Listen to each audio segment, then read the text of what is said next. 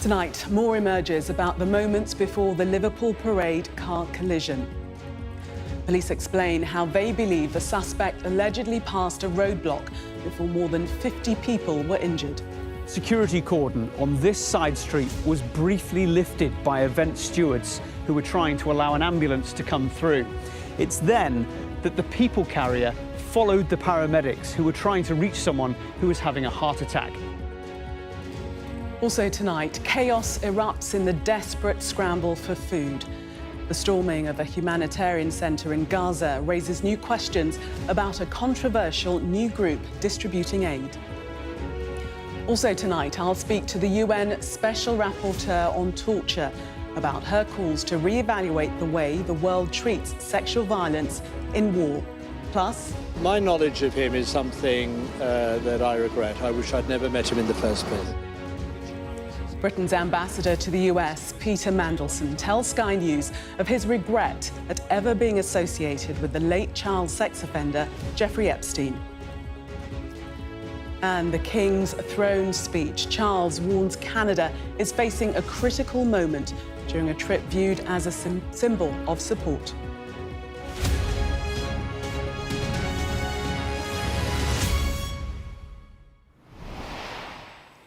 Good evening. We begin in Liverpool, a day after celebration turned to trauma. Children are among more than 50 people who were hurt as a car ploughed into crowds who turned out for Liverpool FC's Premier League title parade. 11 are still in hospital. The driver, a man in his 50s, was arrested at the scene on suspicion of attempted murder, dangerous driving and driving while under the influence of drugs. Police believe he may have slipped through a roadblock while following an ambulance. Our national correspondent, Tom Parmenter, reports from Liverpool. Before the chaos, the dark grey people carrier was moving slowly through the sea of Liverpool fans. The police have now revealed the driver is suspected of being under the influence of drugs. The vehicle ploughed into fans at the end of Liverpool's day of celebration. We're not showing the horrific moment when dozens of people, including children, were knocked over. The crowd then continued to attack the vehicle, trying to confront the driver. The police said they had no warnings that this would happen. They are satisfied, though, it is not an act of terrorism. We have arrested a 53-year-old man from West Derby on suspicion of attempted murder, dangerous driving offences and driving whilst unfit through drugs. He remains in custody where he is being interviewed. At the time of the collision, Water Street in the city centre was closed to traffic. But the security cordon on this side street was briefly lifted by event stewards who were trying to allow an ambulance to come through. It's then that the people carrier followed the paramedics who were trying to reach someone who was having a heart attack. That's how the vehicle got into such a busy area.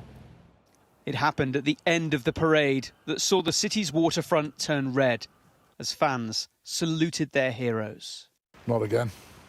I thought it was terrorism at first, I really did, but not again. 8 years ago, Robbie survived the Manchester Arena bombing. It left him in a coma. Surgeons removed 4 pounds of shrapnel from his body. Yesterday, he was there, on Water Street, celebrating his team. What was the feeling as you moved away from that chaos, really? Scared, panicky, worried, because I said, I did think it could be terrorism again, and we were worried it was going to be a second incident, because usually comes to more than ones, or was there a bomb in the car? How could it have been stopped? You know, I mean, what was a car allowed to drive through there? You thought the whole city centre should be no cars in it, because every street, every side street was rammed. You know, I mean, how a car's managed to get that far anyway? How was it allowed in? The Home Secretary joined the city's mayor and police officers at the scene. Her sympathy echoed by the Prime Minister. Scenes of joy turned to utter horror and devastation, and my thoughts and the thoughts of the whole country are with all of those that are affected, those injured, which of course includes children, their families, their friends, the whole community, Liverpool fans everywhere. And Liverpool stands together, and the whole country stands with Liverpool. The Princess Royal visited one of the 4 hospitals that treated 50 casualties, including 4 children. Those that are still in hospital are recovering. In a statement, the King said, "It is truly devastating to see what should have been a joyous celebration for so many could end in such distressing circumstances. At this heartbreaking time for the people of Liverpool, I know that the strength of community spirit, for which your city is renowned, will be a comfort and support to those in need."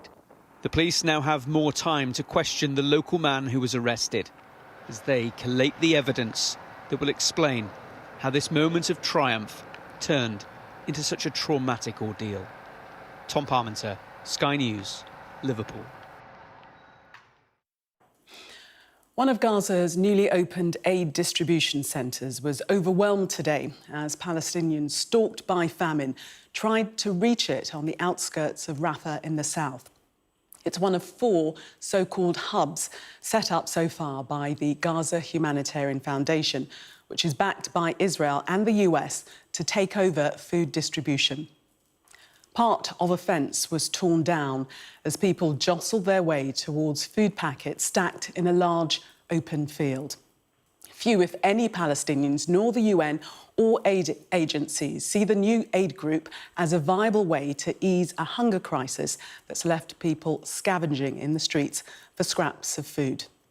Well, our Middle East correspondent Alistair Bunkle reports now from Jerusalem.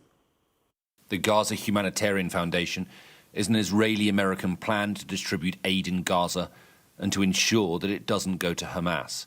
It started operations today. 2 distribution points were opened, both in Rafah, in the south of Gaza, inside an evacuation zone and a 5-kilometre round walk from the edge of the nearest safe zone. IDF soldiers secured the surrounding area. We're standing here in this logistical area that the IDF built and will secure and will be run by a third party that will give the people of Gaza the aid directly. Every day, thousands of Gazans will be able to come here, reach this third party and get the aid directly. We hope this will end Hamas's abuse of the aid coming into Gaza, Hamas's abuse of the people of Gaza, and that the people of Gaza will be able to receive the aid directly. Thousands queued for food parcels, desperate after an Israeli blockade on Gaza that's lasted almost 3 months.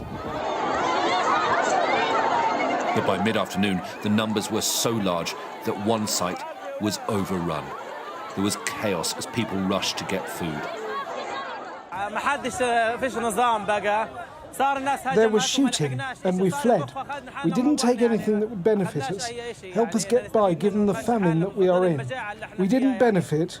There was no order at all. They could not control the people because of the extent of the famine affecting society. The American contractors had to withdraw and there were sounds of automatic gunfire. The IDF denies firing on the Palestinians and there have been no reports of injuries. Aid organisations have criticised the initiative and refused to work with it. The Foundation's chief executive resigned on Sunday night, saying that the plan didn't meet his standards of humanity or independence. The organisation's source of funding hasn't been revealed either, raising further questions. It is a distraction from what is actually needed, which is a reopening of all the crossings into Gaza, a secure environment within Gaza, and faster facilitation of permissions and final approvals of all the emergency supplies that we have just outside the border. It needs to get in. The food boxes contain rice, flour, oil, sugar and biscuits. The Foundation says that it will open 2 more distribution centres and expects to feed 1 million people by the end of the week. The people of Gaza are at breaking point, though. The desperation and the security situation will only alleviate once aid starts entering Gaza in large volumes. The Gaza Humanitarian Foundation says it can do that, but its critics, and there are many, will say that today's stampede is proof they can't. Alistair Bunkle, Sky News, in Jerusalem.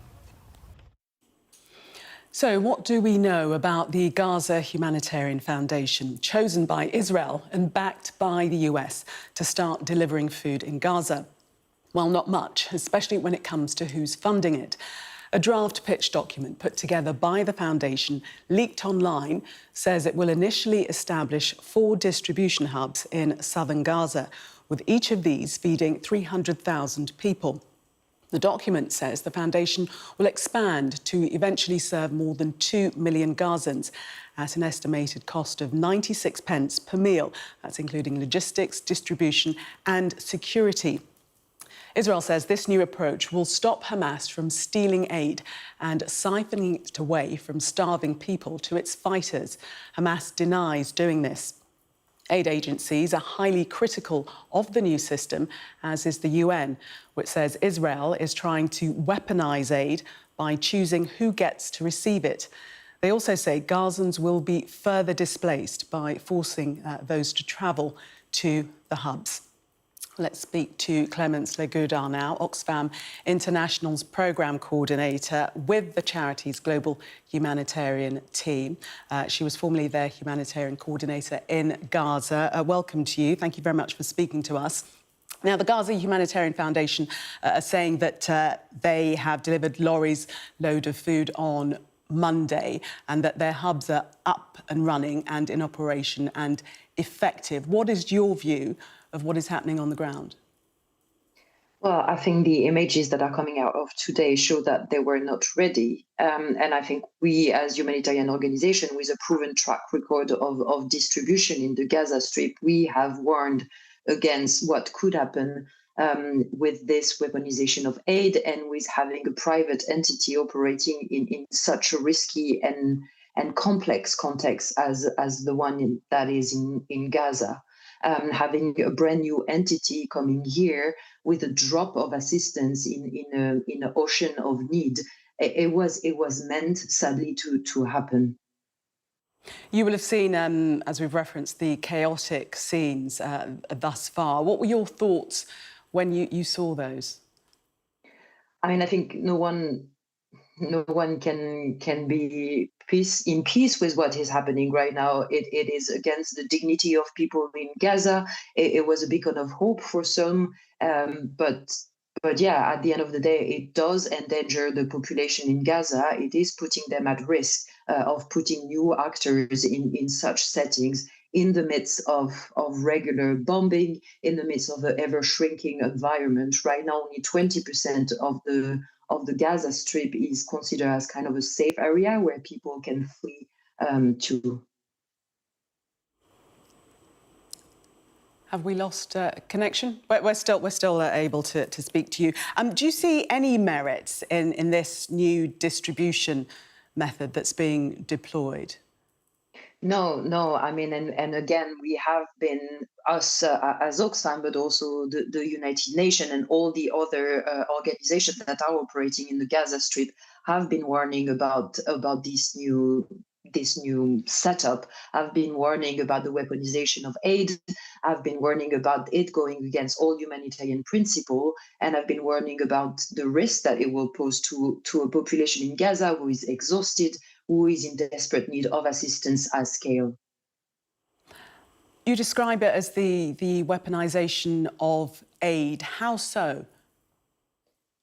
I mean, right now in the plan that we had, it was not covering the entirety of the population in Gaza. It was not covering the entirety of the territory.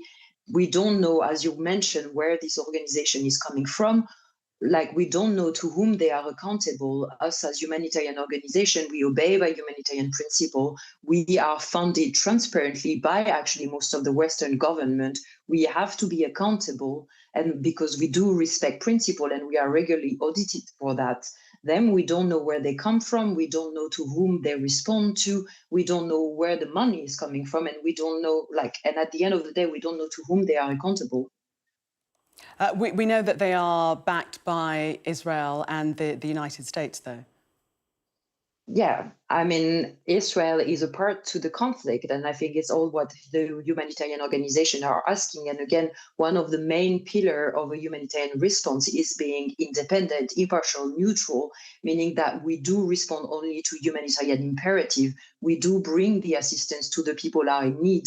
We do not ask them to move to certain areas to the territory. We do not vet them before to access this assistance. And this is key, and this is an extremely dangerous precedent because it happens in Gaza and it can be replicated around in other crises in the world. Israel's response to some of those criticisms is that the reason that this distribution method is the way forward is because it will exclude Hamas getting their hands on any of the humanitarian aid. I mean, we've heard that before. What we can respond to it is that we do have process in place. I mean, Oxfam, the United Nations, we do obey some protocols. We do receive money from, again, Western governments that do give us money because they trust us, they trust our method, they trust our processes that have a proven track record, that have been used in many crises around the world and that are regularly audited. And we give several reports during like several times a year. We are funded on projects. If we do not have proper results, if we do not have proper documentation, then they will just stop funding us. So there is a system in place. There is a system that works. And right now we do have like the claims have not been substantiated. We do not have proof of that. You were in Gaza 4 weeks ago. How are your staff coping with the intensified attacks from Israel? I mean, the situation is incredibly difficult. The humanitarian space, the spaces where we can operate safely as humanitarian organization is reducing by the day. When I left, it was already only 30% of the Gaza Strip. A month later, now it's down to 20%. We have more than 600,000 people that have been displaced, and the intensity of bombing has just escalated further. So it's extremely difficult right now to operate in this situation. And for our teams and for the people in Gaza, we are, as you mentioned, at a breaking point. It is extremely difficult for them to find food, to find water, to find proper shelter, moreover, to come to work and to be able to operate in these conditions while our stocks are running low. So we are trying as much as possible as to maintain some services. But for example, humanitarian, like the fuel to be able to operate our activities, to be able to produce water is now lacking. Because it is not entering the Gaza Strip. And it's just one of the many, many examples and challenges that we are facing on the ground right now. Clémence Lagorda, thank you very much for speaking to us, Oxfam's programme coordinator with the Global Humanitarian Team. Thank you. Thank you for having me. To the war in Ukraine now, and comments by Germany's Chancellor about long-range missiles that have been seized on by Russia. Yesterday, Friedrich Merz suggested that his country and its allies had lifted restrictions on the range of weapons sent to Ukraine to hit targets inside Russia. He implied this is new policy. But the US, UK and France made that decision months ago, and Ukraine's first fired British-made long-range Storm Shadow missiles into Russian territory last November. That same month, former US President Joe Biden authorised Ukraine to use American-made ATACMS missiles against Russian targets. So the question now is whether Chancellor Merz will send Germany's Taurus cruise missiles to Kyiv. He won't say, and future German weapons deliveries will largely be kept confidential. In response, the Kremlin has accused Germany of undermining peace efforts. We see that Europe indirectly takes part in the conflict, provides various weapon systems and ammunition to Kyiv, which will continue. This is the indirect involvement in the war against Russia. This behaviour by Europeans in no way helps any peace settlement. Our security and defence analyst Michael Clark explains why Ukraine is pursuing Germany's long-range missiles in particular. The German Chancellor has said that from now on, Ukraine can use the weapons that have been donated to it, the missiles, by the West, at unlimited ranges. And that's quite a big point. Until now, Ukraine has been fairly limited in the ranges it can use these weapons at. But now that restriction is taken off. And there are three main types of weapons that we're most interested in this respect. One is Storm Shadow, the British weapon. There's also a French version called Scalp. It's exactly the same weapon. That's air-launched and very capable. Another one is the ATACMS, which is the American weapon launched from the ground. It's a ground-based weapon, ground to ground. And the third one, the one that we're most interested in, really, is the Taurus missile. Now, Ukraine probably doesn't have any of these yet, but it may be getting them very soon. Not confirmed, but that looks like the probability. And the Taurus missile has a better range and a much more sophisticated warhead than Storm Shadow or Scalp. And the reason that these weapons are so important in the next phase of this war is the range that they can cover inside Russia. If we look at a map of the ranges that these weapons may cover, think in terms of a firing point somewhere around the northern frontier of Ukraine, somewhere around Sumy. That's just a guess on our part. But you can see there how much of Western Russia might be covered by these weapons. And there's something else here. Whereas ATACMS has got a fixed range, it's ground to ground, Taurus and Storm Shadow are launched from aircraft. So their range is extended by wherever the aircraft goes. If a Ukrainian aircraft went into Russian airspace and released any of those weapons, then they go even further. And that's why these weapons would have a big effect, potentially, on the next phase of the war, because the Ukrainians could target the fixed areas of Russian reinforcements, the logistics hubs, the underground bunkers, the airfields, and even the concentrations of armour and troops, as we believe the Russians are preparing for a new offensive in the north of the country and in the southeast of the country. And that's why the Russians are so angry about this statement. They're making all sorts of frightening statements, as they always do. They normally talk about the danger of nuclear escalation. They haven't said it yet, but I'd be surprised if they don't say that in the next 24 or 48 hours. Don't take it too seriously, but that's where we are for now. Ukraine is one of many conflicts where evidence has been gathered of sexual violence and torture being used as a weapon of war. With me is Dr. Alice Edwards, the UN Special Rapporteur on Torture. Thank you very much for coming in. Is it fair to say that you've concluded that torture is the official state policy of the Russians in their war with Ukraine? The extensive research and investigations that I've carried out leave me in no doubt that the highest orders are to torture Ukrainian soldiers and civilians. The extent of the torture is widespread. It's carried out in almost all detention facilities, and it is in a very organised and orchestrated manner. What's the evidence that you have? I've carried out a wide range of interviews with alleged victims and survivors of torture. I've also visited Ukraine and had access to people recovering from torture. I've also received large documentation packages of interviews conducted by others of credible sources. But this is something that the Russians have denied? Yes, they continue to deny that they torture. In fact, most of the time they are silent on whether they are or are not carrying out torture. Have you found evidence of sexual violence being used as a weapon of war? About 30% of the cases that are documented are of male victims of sexual torture, and the other of the sexual torture category. There is evidence of rapes, of threats of sexual violence, of other sexual and humiliating ceremonies and degradation, use of family members to threaten those family members for others to speak and to swap sides. In your work, have you found that this is an increasing part of military strategy, would you say? It's a very sad state of affairs that we are in the 21st century and we are still talking about torture, and sexual torture is one of the most, I guess, graphic and personal and close contact forms of violence that anyone can perpetrate on another person. The level of this in the Ukraine-Russia conflict is extensive. There seem to be no limits on the types of depravity and types of torture that are being carried out.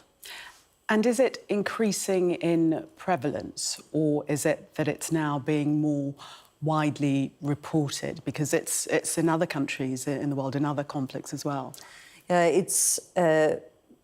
I have information of widespread also cases of sexual torture in the Democratic Republic of Congo, which has been going on for a very long time. In Sudan, reports from Myanmar, in Israel and Gaza. And there is an appearance of an increase. It's very hard to actually determine over time whether there is, but certainly there are far too many cases being perpetrated by far too many people in far too many conflicts. And your work now is you're trying to get states to reclassify any sexual crimes as torture. What difference would that make? So we have been doing a lot of work in the international community to kind of rid a conflict-related sexual violence, which has a specific focus on women and girls in particular. And while they still bear the greatest brunt of these terrible crimes, increasingly, men are also disclosing that they have been subjected to sexual torture. And the reason for framing it as torture is there are many different reasons. One is the legal argument that torture is absolutely prohibited. There are no excuses for torture, no statutes of limitations, no amnesties, no immunities. It's not always the same with crimes of rape or other sexual assaults. And the second is around the shame and stigma attached. So if we can convert the idea of sexual violence into sexual torture, people become survivors of torture. There's no shame in that. And in fact, communities welcome back their survivors of torture in all different conflicts. So all survivors of torture should have the same right to stand up, to receive rehabilitation, to have a legal status if that is required, and to be able to recover from these atrocities. How close do you think you are in achieving this reclassification to the category of torture? It's not a brand new concept. We have a number of court cases. I think it's much easier for investigators and prosecutors to use the framework of torture. One of the obscurities that happens when one wants to focus on sexual violence is we stop asking about what actually happened.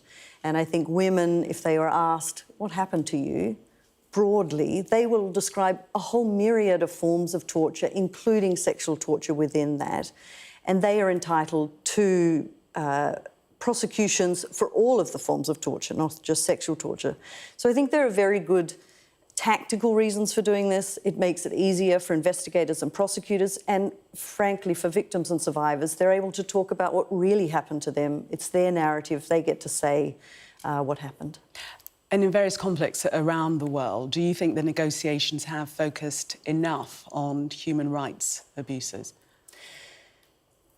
I think if you're referring to the current peace processes that are going on in response to Russia's invasion of Ukraine, I think we are impatient for a ceasefire and for a resolution of this conflict, but we have to have patience and an appropriate framework. We cannot trade off territorial and security guarantees for human rights. You know, today's victims of torture have a right to justice, and if we learn anything from past peace processes, there needs to be a strand that involves justice in order that these conflicts don't re-erupt later on. Dr. Alice Edwards, thank you very much for sharing your insight and work with us. Thank you. Thanks, Gillian. You are watching The World with me, Gillian Joseph. Still to come, King Charles speaks of unprecedented challenges while opening the 45th session of Canada's Parliament.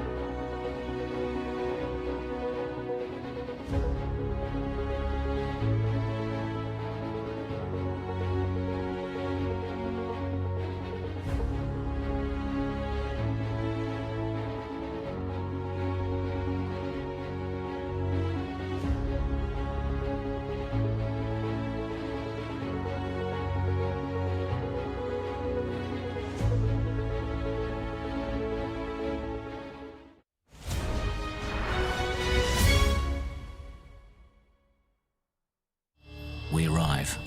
A secret hospital hidden in the Myanmar jungle, treating the victims of this bloody war. This is Myanmar today. Its military rulers don't want the world to see, but we have. I fight for my own future. I fight for my generation's futures. This is an actual crime. They don't care for that. Myanmar army is only a couple of kilometers away. So this is a major humanitarian disaster.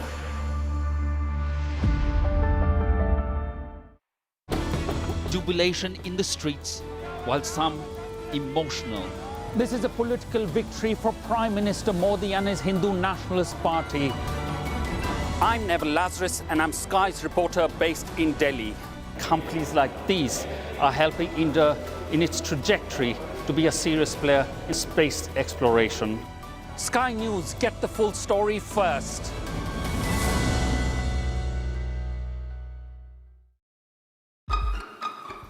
We've got your Sunday mornings covered. From the front page and the sounds of the streets to the voices of the people who make the major calls and big picture politics beyond Westminster. We'll put you at the heart of our story. I'm ready. Are you?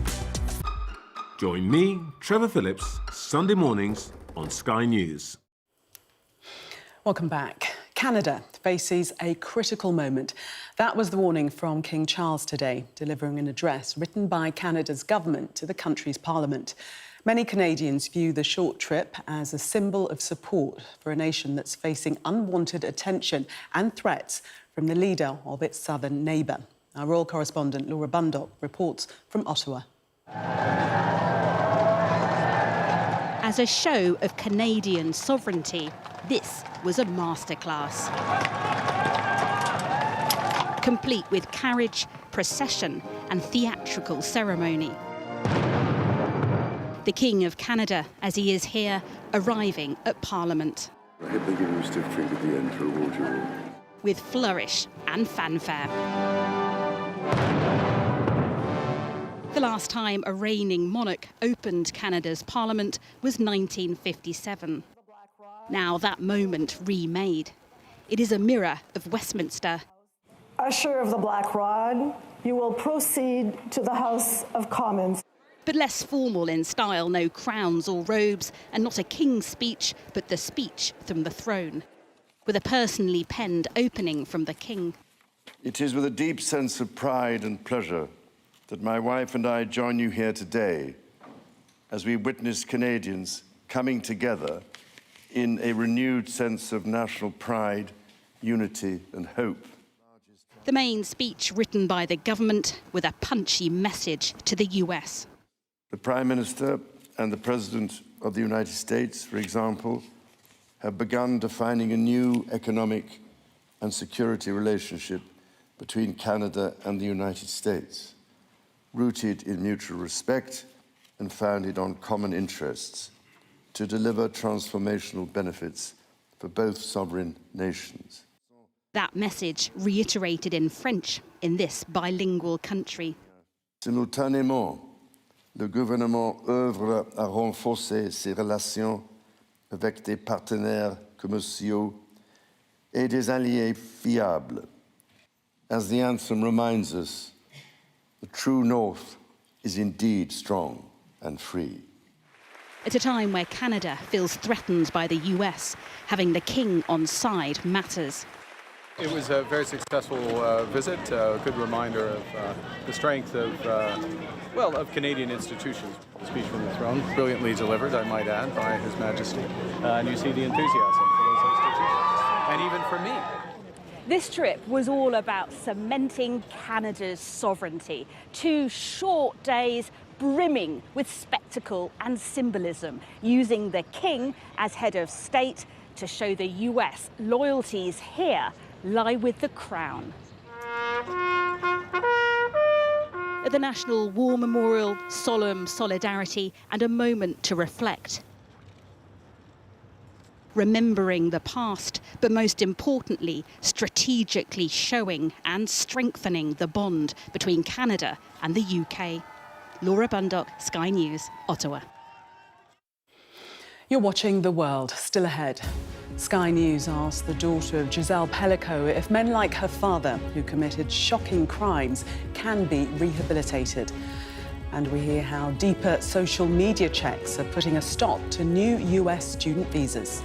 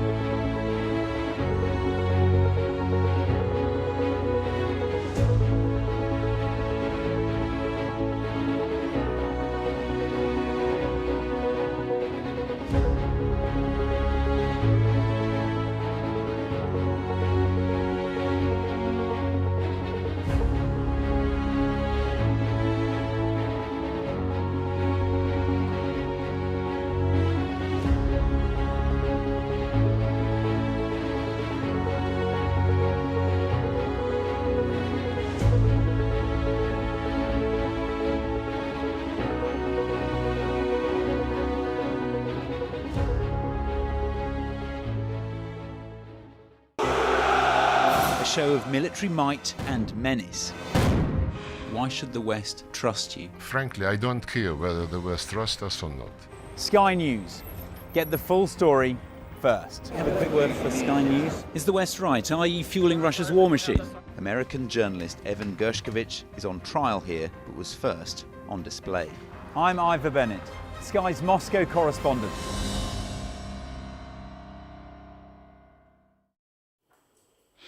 It was a trial that shocked the world. Last year, Giselle Pelicot took to the stand in Avignon and described how she'd been the victim of one of France's worst-known sex crimes. It emerged that her husband, Dominique Pelicot, had been drugging his wife with sleeping pills for almost a decade. He then recruited dozens of strangers to rape her in her own home. Giselle Pelicot's pursuit of justice inspired millions.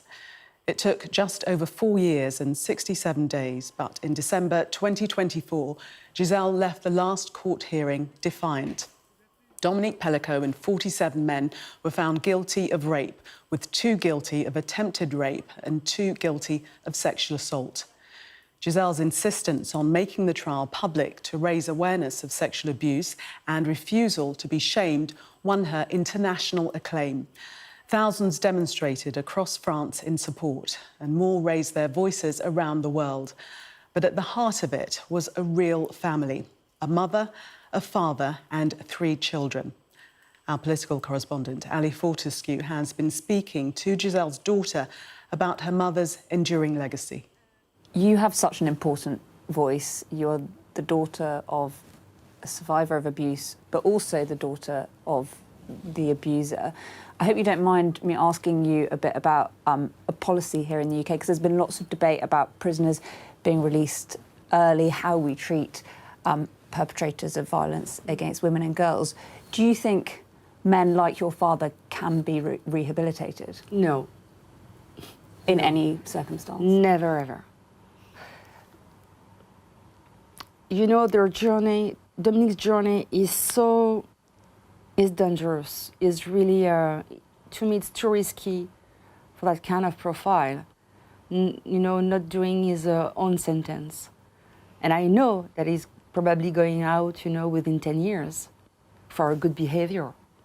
But to me, there's a lot of chance to see this kind of profile acting once again. And what about people who have committed maybe lesser crimes but still violence against women and girls? Should they be locked up, or should we be trying to rehabilitate? I think there's always positive things to consider. I don't think in a prison or being in jail or you know, during many years, it's only the solution.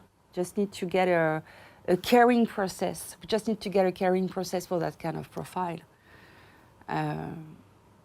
I also tend to think that, you know, setting up a dialogue with those kind of people and getting a kind of a caring follow-up with them, it's really important. So you do believe in rehabilitation? I believe, not for your father, though. Depending on who we're talking to. The British government are considering mandatory chemical castration. So these are drugs to suppress sexual libido for some of the most serious criminals. Is that something you'd agree with? Once again, for my dad, it's probably one part of the solution. Because, you know, when you're at that level of crime, that level of criminal, there's nothing else you can do. So, yeah, chemical castration is maybe one part of the solution. The Trump administration has stopped scheduling new interviews for international students looking to study in the US as the State Department steps up efforts to scour applicants' social media accounts. Let's get more with our correspondent now, Shingi Marike, who's in Washington, D.C. for us. So, Shingi, what exactly has happened? Well, Gillian, like you were saying there, this is the latest round in an ongoing protracted battle between Donald Trump's government and the American higher education system. And a directorate was sent out by Marco Rubio, the US Secretary of State, earlier today, saying that those visa interviews would be suspended to allow for more extensive social media checks on prospective students. But there's also a distinct lack of detail. So in that directive, he said that further guidance would be issued in the coming few days. But what we do know is that could cause great uncertainty for the millions of prospective foreign students. Last year was a record year for foreign students studying in the United States, and we know that among those millions of students were thousands of Brits, and it could also have a deep financial impact on the American university sector, which depends largely on the funding coming from those foreign students. So this could be quite devastating for the sector, which Donald Trump is clearly in an ongoing battle with. And Shingi, what's the background to all of this that has brought us to this point? Well, as with so many of the fell swoops that have been brought in by this Trump administration, there is some context to this. And I think looking at his ongoing dispute with Harvard, the United States' oldest university, is a good way to look at that, because he accused the university of being anti-Semitic because it allowed pro-Palestine protests to take place on campus. He then requested a list of the foreign students studying at Harvard, and then it went on. He then pulled federal funding, billions of pounds worth of federal funding from Harvard, and just just in the last few days said that he was going to stop Harvard from enrolling foreign students. That has been paused thanks to a court order, but it's still an ongoing dispute. And part of that folds into a war on the woke and a war on the establishment. Trump says that there's also a practical element to this. He said that he would give the billions of pounds of funding he pulled from Harvard to trade schools, which would help America. But what we're left with today off the back of this announcement is potential uncertainty for millions of prospective students.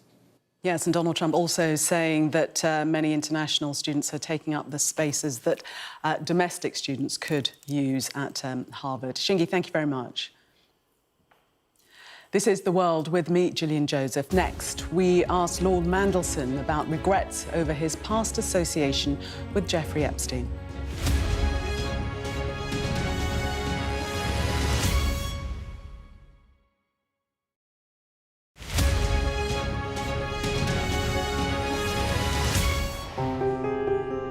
I'm James Matthews, and I'm Sky's US correspondent, based here in Washington, D.C.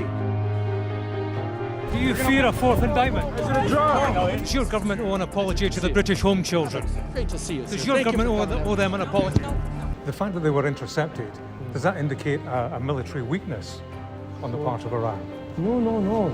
Free, wherever you get your news. There's no doubting the strength of this hurricane as it roars through. You can feel a devastating power. It had been a difficult night in a deadly storm. Bang, bang. You can hear it hitting the windows. Our houses are okay. It's depressing. As bad as all of this is, it could have been much worse. Today, this land they call sacred is at the heart of America's electric car revolution. To me, it's a sacred ground. The white gold rush is a race that Biden doesn't want to lose. I've covered some of the biggest stories in the world. Donald Trump, 45th President of the United States, it would appear is about to learn his fate. Escort coming out! San Quentin houses America's largest death row. They rarely allow cameras onto the condemned block. James Matthews, Sky News. I want them to be treated equally like everyone else. It's one step closer to getting out, to getting off death row. Sky News. Get the full story first. Mr. Trump, James Matthews from Sky News. Hey, James. Are you diminished by claims that you're a racist? Question? Mr. Musk, has your ignorance and ego cost Ukrainian lives? Vladimir Putin calls you outstanding. What do you call him, sir? He's from Sky News. He's from Sky News. He's entitled to ask me questions. Our app gives you the very best of Sky News wherever you are. Breaking news, videos and analysis. Evidence of the crisis. Podcasts, watching us live. I'm live in Jerusalem. Wherever you get your podcast. All in one place and all at just the touch of a screen. The Sky News app. Get the full story first.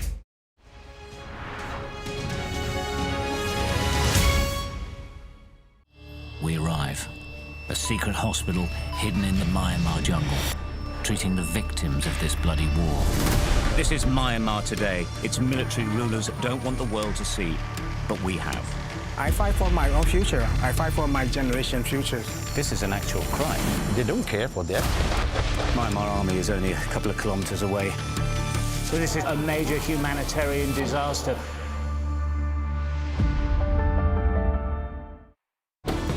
Jubilation in the streets, while some emotional.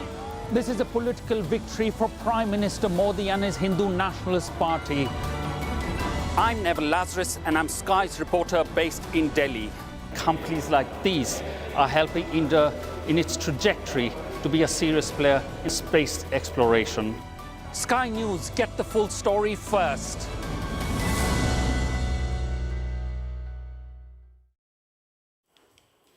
Welcome back. Lord Peter Mandelson has told Sky News he regrets his association with child sex offender Jeffrey Epstein. Mr. Epstein killed himself whilst awaiting a trial for sex trafficking minors in 2019. The UK ambassador to the United States said he wished he'd never met him. Let's get more from our US correspondent, James Matthews, now. And James, what else did Lord Mandelson say? Hi, Gillian. Yeah, we came across Lord Mandelson this morning in Washington, D.C. He'd been giving a speech at the Atlantic Council. I took the opportunity to ask him a few questions on different topics.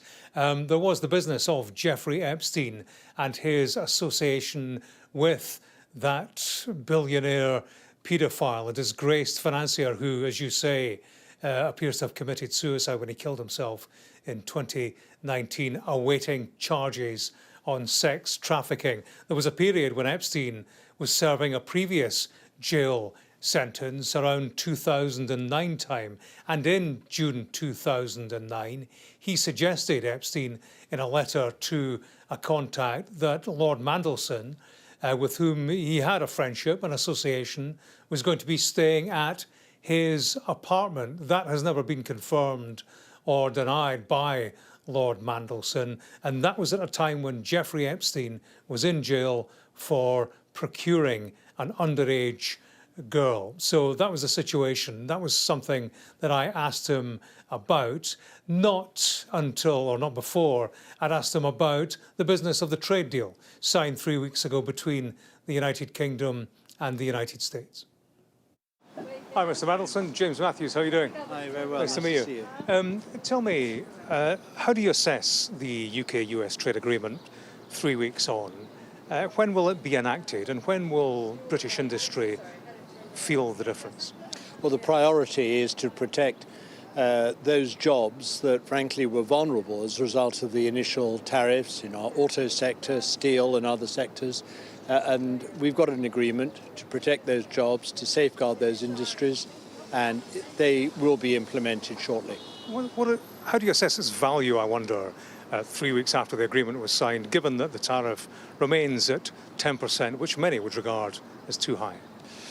Well, it's a 10% baseline. We've now got to look at some of the effective tariffs in different areas, and those discussions will continue. We've also got to look at the non-tariff barriers that in some cases are too many or too high. So this is part one of the trade agreement, and we're going to go on. We continue to negotiate with the US, and I'm pretty sure that the outcome will be very good for both sides, and that of course also opens the door to a future technology partnership between our countries. On a different matter, sir, in June 2009, did you stay at the apartment in Manhattan of Jeffrey Epstein? I'm not answering any questions about him. He was in jail at the time for soliciting prostitution from a minor. And my knowledge of him is something that I regret. I wish I'd never met him in the first place. Why did you have an association with him? Because he was in jail at the time. Why did many people meet him? He was a prolific networker, and I wish I'd never met him in the first place. And James, why does the Epstein Association continue to be an issue?